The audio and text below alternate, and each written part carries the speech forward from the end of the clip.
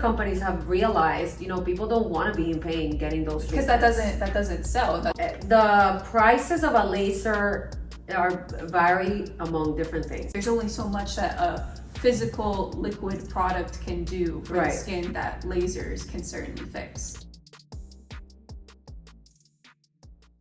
Hi everyone, and welcome to episode number 2 of the Wellness Podcast. Hey How are you? I'm so good. How are you, Linette? I'm good. How was your weekend? It was really, right now we're going through a cold front, so it's like the office and the podcast office we were in right now is like, I can't, in the meeting we had right before this, it was not good. I was literally just trying to get some movement because it's just too cold up here. Right now it's like 60, 70. Yeah, but not normal for Miami at all. That's so cold for us, yeah. Yeah, I was in Tampa last weekend and there was like 30, 40 degrees. It's crazy. We're not used to this. I would rather die. I'm sorry, I can't survive that. Sorry to those who live up north. I know that sounds very what are you talking about? But yeah, I can't survive that cold weather. Well, hopefully it'll get better. Yeah. But yeah, so now that it's the cold weather season, people are saying it's laser season again because now that the UV rays are down, and if you you can't get any sun when you do a laser treatment of any kind, laser hair removal, laser skin resurfacing. So it's an exciting time for us in the office right now. Yes. Mm-hmm. I think I've been able, because I've been in Florida practicing with lasers all my life. I think I've been able to master how to get people to still do lasers in the summer. Yes, they have to follow instructions. If not, I won't do it. Mm-hmm. So when it comes to any type of laser, what would you say is your most popular ask when people think of lasers? So I think if lasers can be done anywhere in the body, and if anyone can get a laser treatment, I think those are the most common questions. By the way, we're going to be talking about lasers, everything lasers today. Yes, woo, lasers. Yep. Lasers are not super popular among aesthetics. They are. I think people still do lasers, but I think injectables are most popular. But I want the audience and the patients to really learn about lasers because they're life-changing. So I think those are the 2 most common questions. Can I get it anywhere in the body, and can anyone get a laser treatment? So how do you know which laser to use on which person when they're asking? So I think the key is for whatever provider is providing a service with a laser is kind of like seeing the patients, right? Whether you do virtual consultations like we do here, or you actually have the patient come in and looking at their skin and seeing what they have, because not all pigmentations look the same, not all acne looks the same. So it's important before you recommend a laser that you know what you're treating, right? You diagnose the patient first, and then also lasers vary among skin tones, right? So lighter skin tone patients, types 1 to 3, get some lasers. Other lasers cannot be done on darker skin tones like skin type 4 or 5. So it varies. It's very important that the person that you're picking to do your laser is very knowledgeable, because yes, lasers can provide amazing benefits, but they are also dangerous in the wrong hands, and you can get burned. So for people that have darker skin tones, why is it that some lasers can't be used on them? What are the after effects of that? Yeah. So darker skin tones, because they have more melanin, which is our pigmentation, right? Some lasers produce heat, and the patients that are of darker skin colors, that heat can cause kind of like melasma or worsening hyperpigmentation. They can even cause a burn on the skin, an actual burn, like you're burning the epidermis and the skin. So I think now with the evolution of all the lasers, there's a lot of lasers that can be used on darker skin tones, but you have to make sure you adjust your settings accordingly. So when I tend to say not all patients are equal, it is literally like that. Like you need to know what you're doing to be able to have good, amazing results. So are lasers really, like, although they're not as popular, do you think they are on the ranking of aesthetics? Like, how would you say, how much are they important within the regimen? I think, in my opinion, lasers are the most important thing when it comes to aesthetics, and I will tell you why. There's a misconception in aesthetics that mostly what people need are injectables like dermal fillers or Botox. And while all those things are amazing and they're preventative and they're corrective, I think lasers stimulate your own collagen, right? So in some sort of way, either they break pigment, they reduce sun damage, they create collagen stimulation, elastin. It doesn't matter how many syringes of hyaluronic acid I put in your face, it's never gonna improve your texture. Or even skincare too. Like, there's only so much that a physical liquid product can do for the skin that lasers can certainly fix. Right. And we'll talk about the difference eventually down the road of medical grade versus the ones that you buy over the counter. Oh yeah. But I think, it's a combination. I think it's combining lasers with injectables, with Botox, and with skincare at home. I think skincare is great. If you only use skincare, it's gonna have amazing results if you buy the right one, but you have to make sure that first you buy a good line and you buy the right product for you. And second, that it's gonna take longer because the skin acts as a barrier, right? It's not a sponge, it's not something that's gonna absorb kind of like whatever you put on there. So it's more of like giving it more time, because if you're using only creams, it's definitely gonna take a good 6 months. If I use a laser, I can get you results in, I would say, a month to 3 months, and you're completely good to go. And it's just using maintenance products then at home. Yeah. So then for the different types of lasers, so you said some provide heat while others provide light. Well, I'm learning now that heat and light are not the same, like our IPL laser. Right. Are there any other categories of lasers? Yep. So IPL is an example, right? IPL is intense pulse light. So it's a type of light with a penetration of wavelength that's gonna absorb a certain thing on the skin, right? So it's gonna absorb whether it is pigmentation or blood vessels. So because of how it is on the light, it's gonna cause heat. Whereas, for example, if we talk about a clear lift laser, which is a Q-switch laser, that laser is more to stimulate collagen. It doesn't produce heat, but it creates shock waves or acoustic waves on the skin itself, where the patients are gonna get reduction of their pigmentation, especially melasma. They're gonna get reduction of fine lines and wrinkles because it's stimulating collagen, right? So all that is making those cells that are dying as the time goes by just wake up and start stimulating so that you can make new skin. So those wavelengths essentially repair the skin, whereas, for example, in laser hair removal, you're just burning the follicle. The follicle. Oh, okay. Right. So you still use a certain wavelength, right? So wavelength is the penetration of where the laser is gonna go, or how deep it's gonna go on the skin.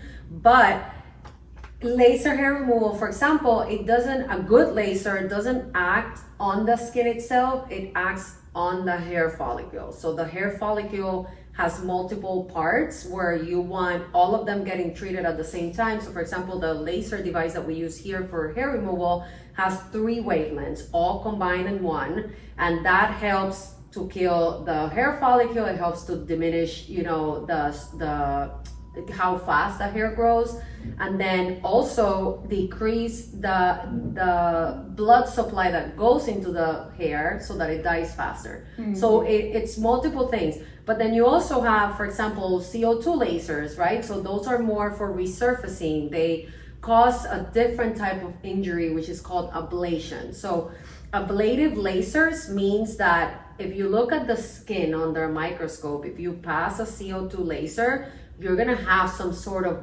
evaporation or removal of that top layer of the skin. So then you're healing the skin where it's not stimulating collagen from underneath, you're actually making new collagen because you took a chunk of the skin out. Oh, okay. So they all act in different ways. I think I combine a lot of lasers for patients. So it's, if you know what you're treating, you can achieve a lot when it comes to laser treatments. So would you say that those ablation lasers, those are more for like skin texture, not so much for melasma or one of those types of pigmentation that they just keep on coming back? Right. Okay. So you're 100% correct. Oh, okay. So ablative lasers are mostly used for textural problems, right? So like acne scarring, patients that have wrinkles and they want a younger complexion. Just to, it helps a lot to smooth the skin, where the skin looks refreshed and fresh and new. We use it also for scars, right? Because a scar is kind of like damage that's done on the skin. We can also, for example, treat scars. So scars is an injury, whether you had a surgery or you had a scar from falling and getting an injury. It's still a scar on the skin. It was a damage to the skin, where those ablative lasers, there's a million of them, but those ablative lasers are going to remove that part of the skin so that you stimulate your body to make new skin. Okay. So ablative is making new skin. And then those wavelength lasers, is there a term for that? I think all the lasers kind of have wavelengths. Yeah. But for IPL or... So that's more light therapy. So it's more intense pulse light. It still has a wavelength, and it's a laser, but it's not, it's a different type of laser. So for example, if we talk about plasma, right? So like our opus. If we talk like, what is plasma? So plasma, it's not a laser because it doesn't cover a wavelength, right? So it's more of, if you talk about what plasma is a state of matter, like the sun, like a lightning bolt. So that's why when you roll the actual opus on the patient's skin, you can see kind of it sparkling, right? Yeah. So it acts like a lightning bolt, but what ultimately it does on the skin, it's a blade or vaporize that part of the skin so that you make new skin. Okay. So all lasers, there's a lot of companies that sell lasers. Some of them are going to be very similar among each other. Some of them are very unique to a company, right? So I think it doesn't matter, the devices, a lot of them can be good. I think it's the provider that matters, because I always tell patients, you can have the same device and have two providers and it's having like a video game, right? You might play the game the same, but one person's always gonna win. It's like a puzzle, like can you fit this treatment better for this? Like, because not you're right, like all the lasers have similar functions, but it is about the treatment plan, and the settings, too. How high do you go on the settings based on the patient and what you're treating. Some providers are more experienced than others, so they go a little bit outside the box and they're kind of risking the settings because they want to provide a good outcome for their patients. It's not cookie cutter, right? So it's always about the provider. I think it's the same with injectables. Injectables, a lot of people can do Botox, a lot of people can do fillers, but having that eye to know what looks natural, what looks good, should I treat your smile lines or should I treat your cheeks, with fillers? Should I give you kind of like a definition on the jaw versus giving you more chin enhancement? So I think all that is gonna change in the eyes of someone that's an expert versus someone that's maybe just starting. That's one of the biggest misconceptions about lasers, is that although they do the same thing, your results may vary depending on who you're going to. What are other misconceptions of lasers? Besides the one that we just talked about, anyone can have a laser treatment. I don't think everybody can have a laser treatment. Patients have to analyze if they have, specific skin conditions or autoimmune disorders where you don't heal the same as other patients. If you're going to be outside in the sun all the time, right? Some patients, I used to have a patient that every Friday she goes on a boat with her husband. Well, you know what? A laser is not for you. I wish.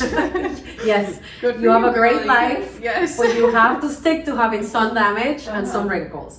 But the truth is, I can't do a laser on you if you're gonna go every Friday on a boat all weekend, right? So, you know, I consider myself a magician, but I'm not God, so I can't, for those patients, I can't do anything. But in her case, I said, if at some point, you know, you have 1 week where you don't go on a boat, that's all I need. I just need 1 week.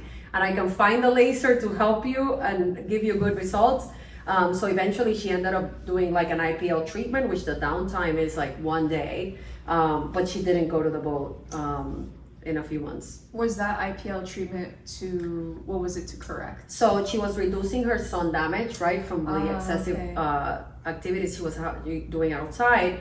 And then it stimulates a little bit of collagen, reduces redness. I use IPL a lot also for like acne, active acne, because it's reducing inflammation, it's reducing kind of like redness. So that it's great for active acne patients that are younger, that have tried maybe oral medications and it's not working, and they, you know, they feel self-conscious because they have a lot of acne.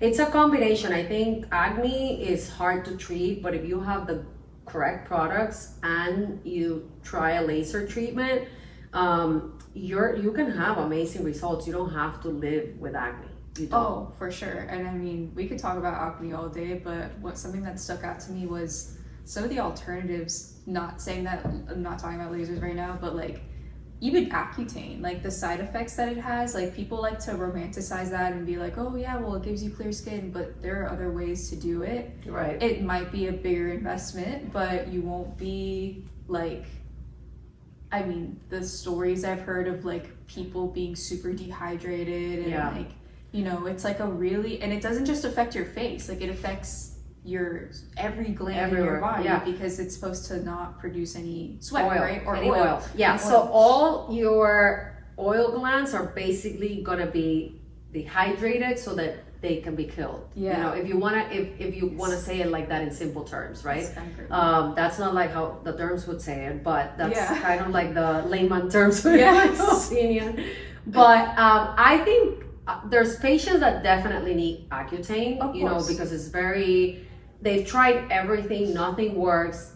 A lot of patients with Accutane not only have acne on their face, but they have acne on everywhere, their body, you know, everywhere. Like their chest, their back is filled with acne. So those patients, honestly, they need it. They just have to deal with the side effects. It does have horrible side effects. You know, you cannot get pregnant because there's like, you know, side effects if you do get pregnant. There's a lot of follow-up involved. You have to see the doctors every month. It can increase your liver enzymes. It can, you know, affect kind of like you said, get dehydrated, your lips peel. Some people have nosebleeds. But not everyone, I mean, imagine, it's like weighing always benefits versus cons, right? Like, if your acne is really horrible and it's causing you to be, you know, self-conscious and have a low self-esteem, I think you can try a lot of things before doing Accutane, but if Accutane is what's gonna work for you, then I would go for it.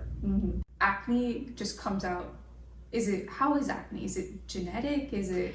No, I think it's genetic is part of it, because acne is not genetic, it's just how much oil your skin produces. You are born with that, right? So you see some patients that come in with makeup and by 3 p.m. their face is completely oily. You know, you can't control that. There are products that we sell that do decrease your oil production. We do, for example, the carbon peel. The carbon laser peel is done with a laser, and it's a charcoal mask, which kind of like heats up your oil glands and decreases a lot of the oil production. So that's something that patients can try. Some of it is, you know, foods affect acne. A lot of it is how clean you are, you know, how many times you wash your face, how many times you wash your pillowcases, and it's multifactorial. Like, I think education is important, you know, laser treatments is important, and I think it's just hanging in there until you can get kind of like a good effective treatment that works for you. Once the patients get a good treatment, I think if they stick to it, they're gonna get good results. Would you say that lasers are preventative, or they can be preventative and corrective? I think both. I think If you ask me at what age would you start a laser treatment, I would say when you're 28. There's laser treatments that you can do that are very mild, very soft. It doesn't, they don't affect kind of like your top layer of the skin, but you are stimulating collagen. So you can do that when you're younger. Once you get into your 30s, 34, 35, I think you should get an ablative laser every single year just to blast off the dead skin, resurface the whole thing. And that in combination with like Botox, it can go a long way. Patients that come in at 60 and they have a lot of wrinkles and textural damage, and you see their skin looks very, very, very thin. They don't have elastin, and the only way to stimulate that is with a laser. Even if you did plastic surgery to kind of pull back the skin, it's still not going to correct your skin texture. Because the skin is still there. You're just pulling back like the fine lines and the excess that comes when the gravity, does its thing, it droops. But right. The actual texture itself, there's no other... No. So a lot of plastic surgeons actually, when they get into like doing facelifts, they not only have the patient in the OR and they do the lift, but they also do a CO2 laser on top while the patient's sleeping. I thought it was just the lift. Because No one ever talks about the laser part. They just talk about the lift. Lot of them do also lasers. Oh wow, that's so cool. Yeah. I know they must do that for like stretch marks and that whole facet of body care when you need a tightening a little bit. Yeah, I mean, if you talk about a tummy tuck, for example, if you were very overweight and you were able to lose a ton of weight, your skin based on how old you are, right? If you're younger, your skin is gonna retract, and if you exercise, even if you lose weight, you're gonna retract that skin. But if you are older, for you to really retract that skin completely back from being overweight or being pregnant, it's very hard. So that's when a tummy tuck would come in. And I had a patient, for example, the other day. He was a young patient. He actually lost a ton of weight, and he had some sagginess around his belly button that he wanted fixed. So for that, we used a radiofrequency laser, which radiofrequency is going to heat the skin to try to tighten it up.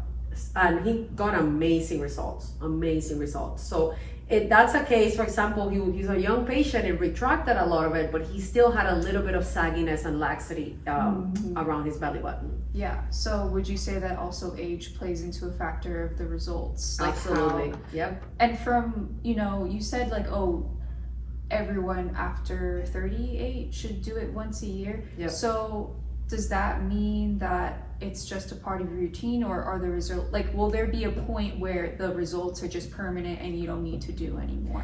No, I think, if you're younger, I recommend you do it once a year so that you can have amazing skin. But you can do it every 2 years, just giving your skin a revamp.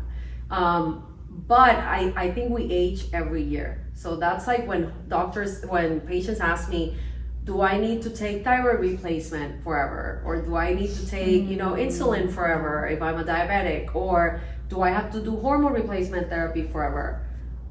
Yes, you have to, because you're still gonna age, you're still gonna, technically your hormones are not gonna come back to just making themselves on their own, right? Okay. Some foods can help, some supplements can help, but it's not gonna be something where your full gland is just gonna reactivate. So lasers are the same. We get dehydrated every year for whatever reason. We are under the sun and getting sun damage, which affects, our collagen, our elastin.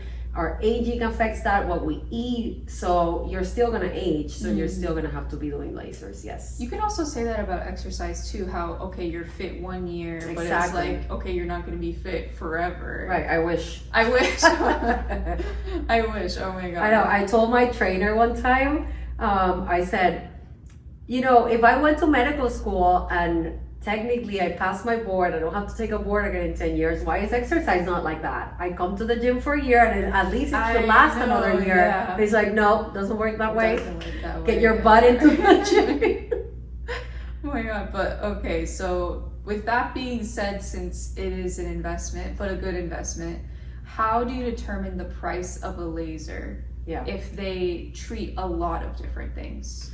So the prices of a laser vary among different things. So one of them is, are we doing full face, like the area, right? Are we doing full face? Are we doing neck? Are we doing your whole body? Are we doing stretch marks, whereas, you know, your whole thigh? So the surface area of what we're treating is one point. What device you're using and what the downtime is. So if you think about a laser that's non-ablative, and we kind of like look at it as, okay, this is not going to give me a lot of downtime, but I'm going to need 6 treatments, versus this is ablative, I might need 1 or 2 treatments, it's more aggressive, so your results come in faster. So those lasers are going to be more expensive because you're kind of like using like a Ferrari of a laser to cause this very fast result, where, you know, it's not that you're not using a good laser, but your non-ablative lasers are going to take longer. You know, the downtime is minimal. Some lasers don't even have downtime, but you need 5 to 6 sessions to be able to achieve results. So that comes into you know, how much the laser would be, and then obviously how unique the laser is, right? If it's a laser like IPL lasers, all the laser companies have an IPL laser, so it's very common among aesthetics. A lot of clinics have an IPL laser. Those lasers tend to be less expensive when you're gonna purchase them, right, for the clinic, than maybe saying I have a hybrid CO2 laser, which is kind of like a Lamborghini, right? A Ferrari, where not everyone's gonna have it because it's one of the best in the market, but it's gonna give you such outstanding results with minimal side effects, where the patients have to pay more money because you're using the best.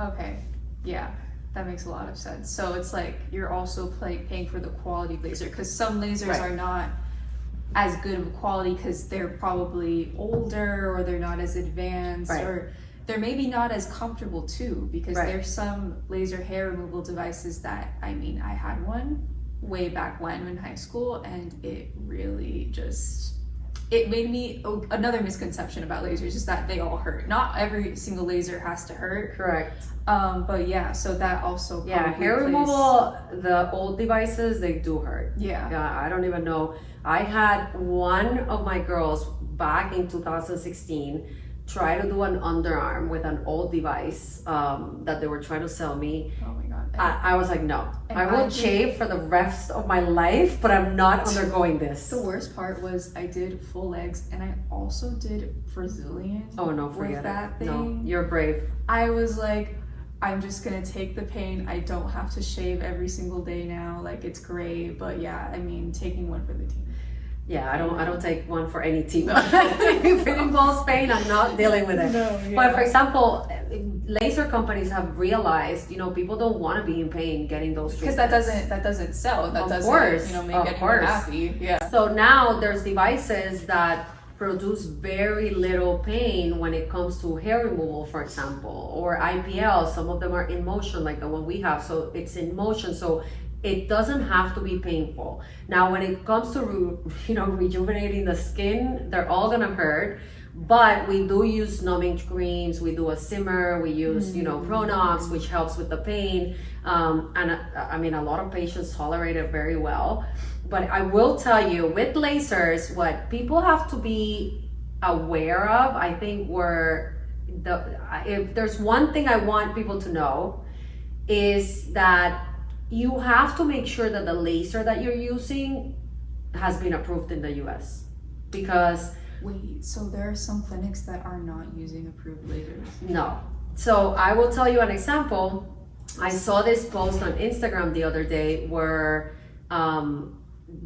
wait, I have another question. So wait, that actually is another good question. So when you are getting a laser and you're selling a service like in med spas, is there like a like, you know how like the food, like in restaurants they have like the food, like making sure everything's in order and everything's up to date. Is there a version of that for med spas? No. Oh, so you can just... So technically there's rules and regulations that a med spa has to follow, but no one's in here double checking what lasers I have. Do I have, you know, fake injectables? Are you certified? Is the person that's injecting or doing a laser, are they certified to do lasers? There's not a police that's around the clinics just checking, are you using a laser that comes from China, or are you using a laser that's approved in the US? So what I was saying is that I saw an Instagram post talking about how they have the Soprano hair removal device, right? We have the Soprano hair removal device, one of the latest ones, which is the Platinum. And if you look at the picture, it's not the Soprano. It's a white device where the Sopranos are black, right? Only the early Sopranos are white, but the one that we have is black. They're promoting this laser as if it was a Soprano, but if you look, everything that's written down on the side of the laser is in like another language. So, and this is a clinic in the US. That is so scary. So yes, so I would say if you are getting a laser, I think you need to ask your provider kind of like what laser they're doing, is approved in the US, can I see the device? You know, I feel it's gotten to the point where us as consumers have to be very cautious and aware of what our providers are using. It's like going to the pharmacy and saying, I would like to get insulin, and they give you a random, you know, hopefully insulin product from wherever, China or Europe or wherever, right? So I think aesthetics has become, everyone is opening a med spa, so you want to make sure, I mean, I'm all for like good competition and for people to, you know, treat patients the right way, but we have to put our patients first, because it's not about saving money. Sometimes if it's too good to be true, it is too good to be true. So when they're choosing between two different med spas and they have the same laser, that's definitely one of the questions to ask. Yeah, I would ask, if I go to a med spa to get a laser, I would ask, what laser is it? Can I see it? What brand is it? Yeah, I think if you see it and you kind of like Google it, you can see what brands are here in the US and whatnot, you know? But for example, if it's, you know, some laser companies are based outside, like, you know, Europe, Israel, Canada, but they bring their lasers in the US and they're approved here. If not, you cannot sell a laser for a treatment that's not approved in the by the FDA. Yeah. But that is something that you have to be very cautious that, because I mean, if the provider is buying a laser that's kind of like from another country, how do you even read the settings? Do you know what the settings mean? How do you know that they're transferring their language into this laser? You know what I mean? Like I would be scared as a provider and as a patient.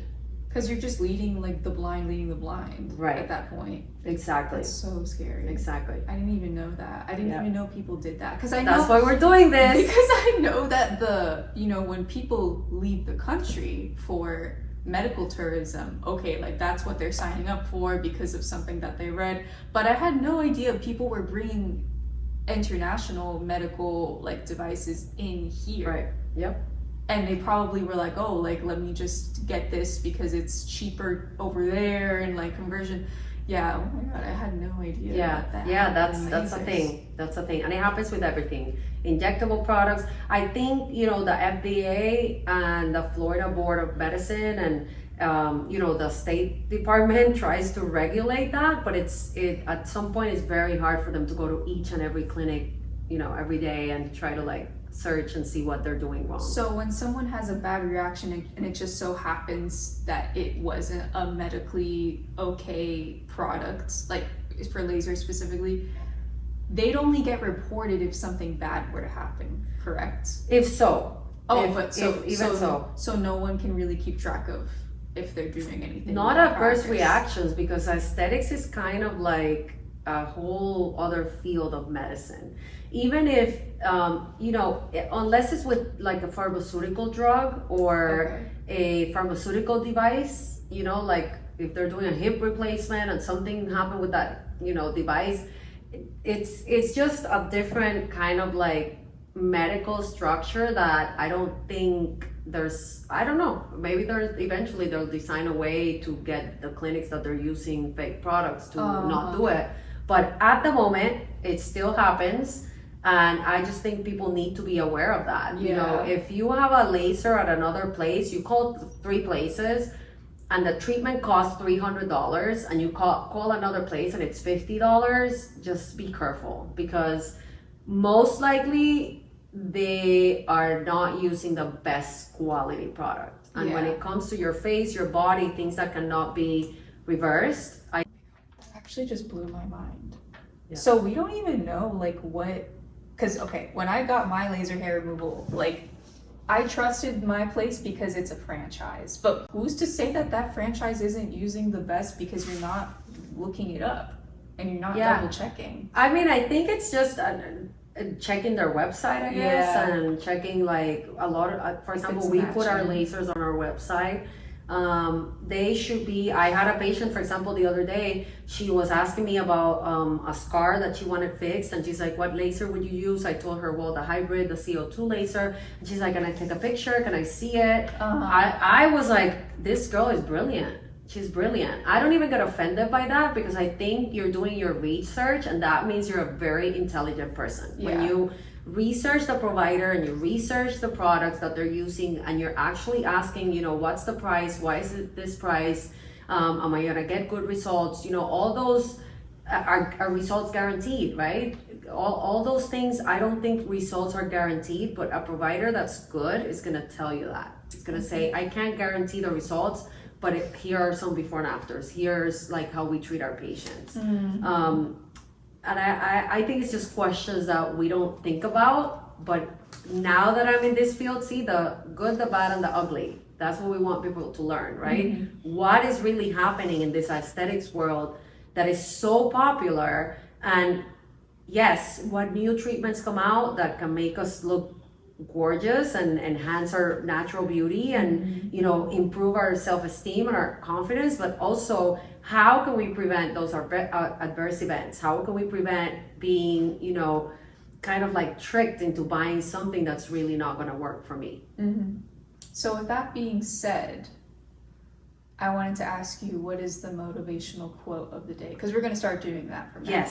But what is it right here? I want to hear it. Okay, so I think I was looking, I look at TikTok a lot. You know, I'm 43, but I thought TikTok was for like 10 and 15-year-olds, but I'm 23 and I use okay, so then I don't feel that bad. No. So I love TikTok, and I heard this quote. Sometimes, you know, I feel we can feel judged and kind of like decrease, feel like our value has been affected based on how other people treat us, right? So I think the way that people treat you is a reflection always on them, you know, not on you. Yes. I think some people don't know how to treat others, and they kind of feed themselves into treating others in a wrongful way, or being overcritical, or, you know, I always tell my girls here, it doesn't matter if a patient is upset calling because for whatever reason, you don't know what that patient's going through and what happened 30 minutes before he came through the door. So always treat people with respect, and always put yourselves in kind of like the other patient's or whoever it is, the other person's shoes, because you don't know really what they're going through. So the way people treat you is a reflection on them, not on you. You are definitely valuable, and not only for God, but for us. And for you to take the time to listen to our podcast and learn more about us. We're nobody. We're just here having fun. You know, we just do this so that we can teach, you know, everybody about what we love, and for us, it means a lot that you're connecting and you're listening to this podcast. So we love you, and I hope you enjoyed this episode. There's going to be many more to come. Which I'm going to bring up. So next week, our episode is going to talk all about hormones and when you should start hormones, because believe me, there's a lot when it comes to that. So without further ado, I hope you enjoyed this episode, and we'll see you again very, very soon. Bye Bye guys.